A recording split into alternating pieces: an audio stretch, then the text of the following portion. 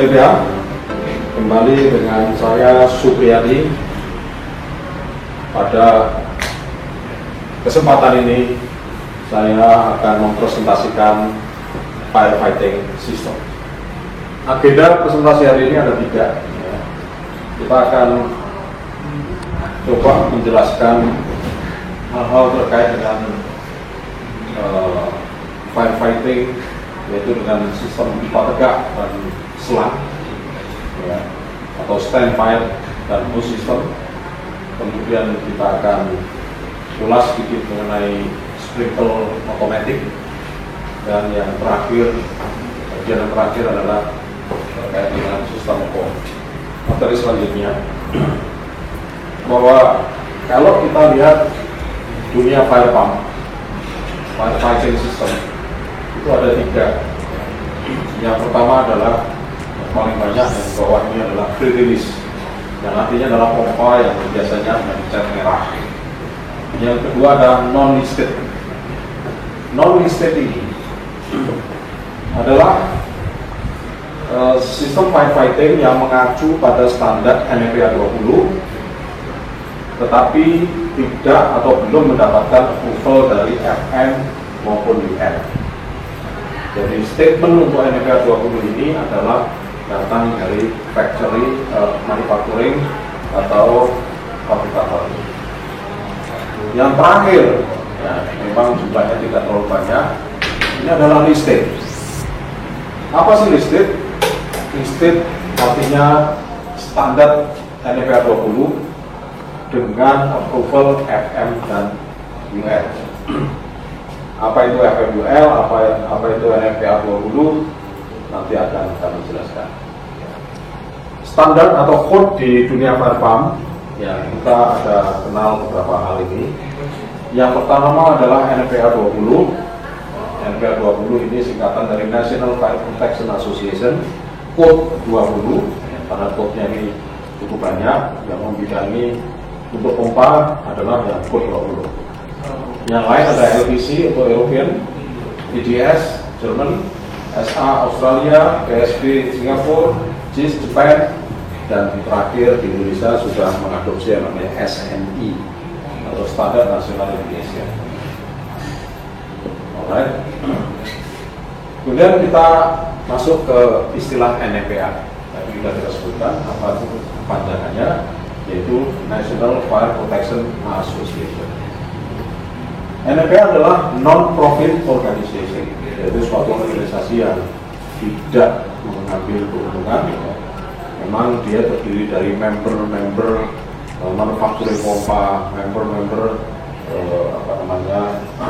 fire system yang ada atau berkedudukan di Amerika. Mereka member NFPA team member itu selalu mempublikasikan standar-standar NFPA ini, sistem kebakaran ini, setiap waktu. Artinya untuk periode sekian tahun, beberapa tahun kemudian maka akan keluar pembaruan. Selain daripada itu, kita kenal yang Code 70, yang khusus untuk electrical dan NEC. NFPA 20 standar untuk pompa, maka kita kenal di NFPA 20 adalah Standard for International of Stationary Pump for Fire Protection. Mengapa? Yang pertama adalah instalasi pompa yang dipasang tetap untuk proteksi kebakaran, atau disebut dengan firefighting stationary firefighting installation. Itu. Kemudian NFPA juga banyak diterima atau diadopsi oleh standarisasi firefighting seluruh dunia, termasuk di Indonesia. Yang ketiga adalah di dalam NFPA bisa kita dapatkan penjelasan detail mengenai pompa kebakaran, penjelasan detail mengenai diesel engine-nya seperti apa, dan elektrik motornya seperti apa, kontrol panel seperti apa, dan ini menjadi acuan atau pedoman bagi ULFM, FM approval dan UL listing untuk menguji atau mendapatkan melakukan testing laboratory terhadap produk-produk yang sedang diajukan untuk mendapatkan FM UL approval. Oke, ini sekilas mengenai skema atau tipikal firefighting. Kita lihat gambar seperti ini. Ini memang agak luas gambarnya. Yang pertama, opsi terkait dengan penggerak. Jadi kita lihat ada penggerak diesel engine, opsi 1, kemudian electrical motor, opsi 2, dan opsi ketiga adalah steam turbine. Ya, ini kebanyakan di power plant menggunakan steam turbine. Commercial building, industrial banyak menggunakan diesel engine maupun electric motor. Kemudian kita lihat di sini ada pompa yang digerakkan. Jadi kita bicara di penggerak sekarang yang digerakkan. Ya. Aksesoris apa aja yang diperlukan di dalam firefighting system ini? Ya, kita lihat di sini jalur pipa masuk. Water supply dari main water supply, maka kita harus memiliki yang namanya valve. Di sini adalah tipe gate valve. Jadi gate valve yang khusus yang dipakai untuk firefighting. Jadi tidak sembarang gate valve bisa kita pasang di sistem ini. Dan gate valve itu harus dilengkapi ya, seperti ini, ya, sehingga bisa kelihatan ketika dia terbuka penuh atau tertutup. Kemudian eksentrik, kemudian pompa. Lalu pompa ini dilengkapi dengan dial gauge atau pressure gauge di sisi suction maupun di sisi discharge. Di pompa juga dilengkapi dengan air release valve. Ya. Jadi kalau terjadi jebakan udara di casing pompa, maka dia akan bekerja terutama untuk split case pump. Kemudian di jalur keluar di saat pompa, maka kita temukan adanya percabangan atau T. Ya. T atau percabangan ini akan terbagi lagi menjadi dua, yang satu menuju ke test atau nanti kita biasa untuk ada relief valve, ya. Jadi ada relief valve ini untuk proteksi ketika terjadi overpressure, maka relief valve ini akan membuka dan air kembali ke tangki atau valve. Kemudian di sisi keluar kita dapatin ada konsentrik, ya. Kemudian ada check valve, kemudian ada T. T terbagi jadi 3. Yang pertama adalah ke hose, yang kedua adalah untuk testing, tujuan testing, makanya di sini ada flow meter, dan yang terakhir ini untuk ke sprinkler atau sistem. Ini adalah gambaran mengenai firefighting standar NFPA. Jadi minimum di plan firefighting itu, di plan sistem itu harus dilengkapi dengan ini dan aksesoris. Ini standar. Kemudian tadi kita bicara mengenai FM. FM itu singkatan dari Factory Mutual. Singkat FM, dia mengeluarkan approval namanya FM approval. Sesuai apa? Sesuai NFPA 20 standar. Kemudian yang kedua ada UL.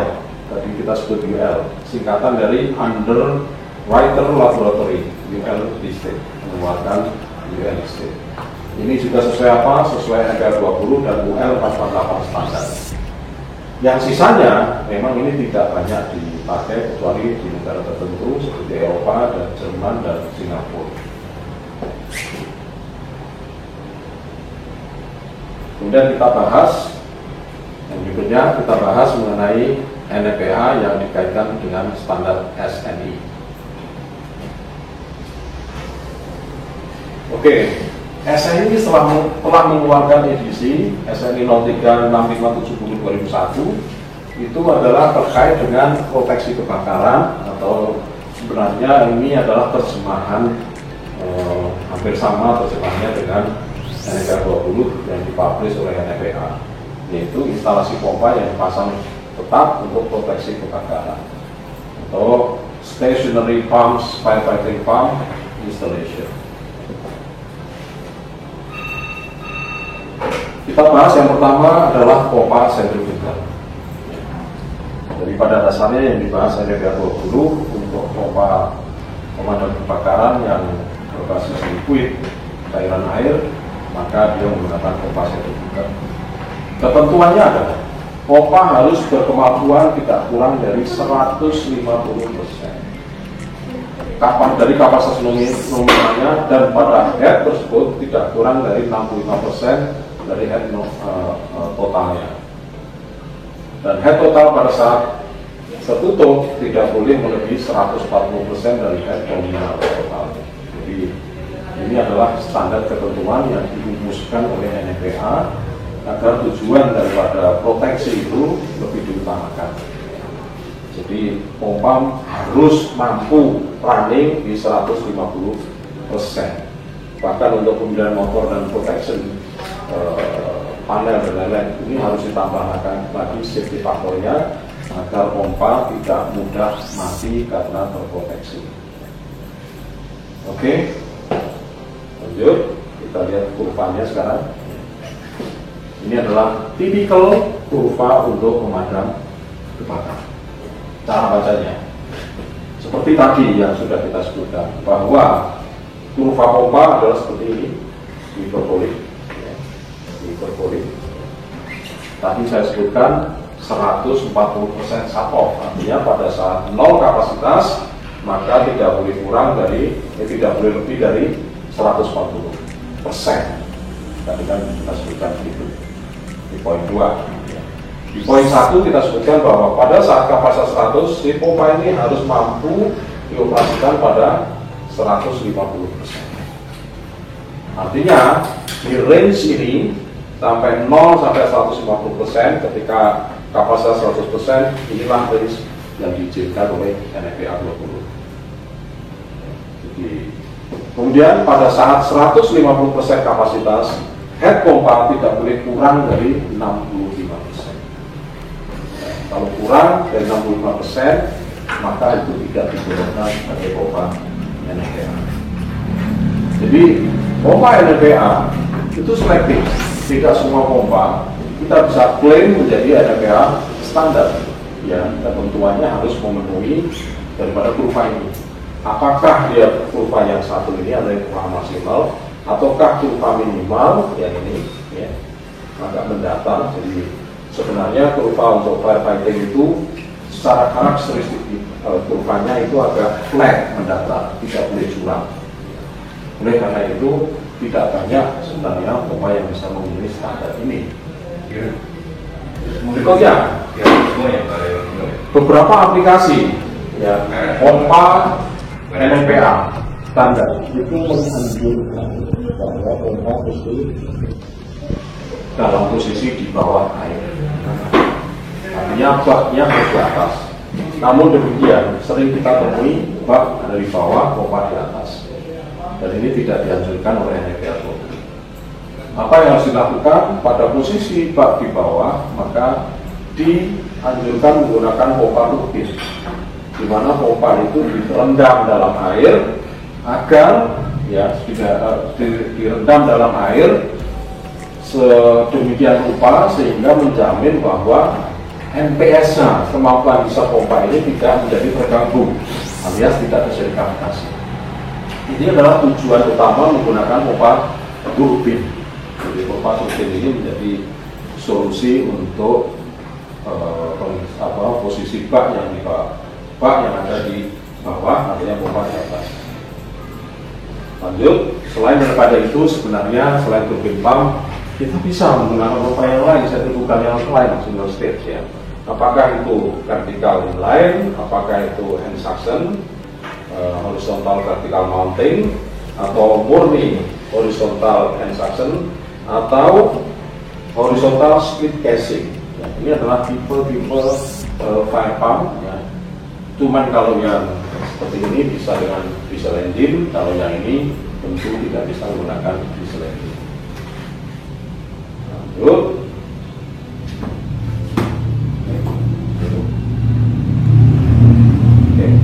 Kemudian selain daripada itu, ya, di dalam firefighting pump kita kenal ada namanya joki, ya, joki pump maksudnya. Ya.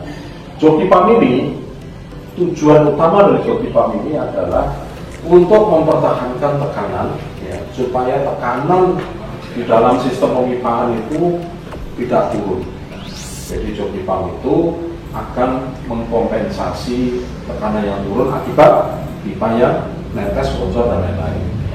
Biasanya kalau pipa netes dan bocor, tekanan turun dalam pipa. Nah, yang bekerja itu jok pipa, bukan pompa utama atau fire pump. Ini jok pipa. Di dalam SNI maka kita dapatkan di pasal 2 19.1, ya, itu mengenai jok pipa, dan juga pasal 2 19.5. Jadi ada dua pasal yang menyebutkan mengenai jok pipa, bahwa pompa kebakaran utama atau cadangan tidak boleh dipakai untuk mempertahankan tekanan, tetapi menggunakan joki pump. Untuk joki pump biasanya kapasitas lebih kecil, ya, dan dia sering on off. Ya. Perkiraan kapasitas adalah kurang lebih 5% dari kapasitas nominal fire pump. Ya. Jadi tidak lebih besar daripada itu, ya, karena kebocoran relatif kecil. Ya. Jadi angka 5% ini adalah angka yang moderat.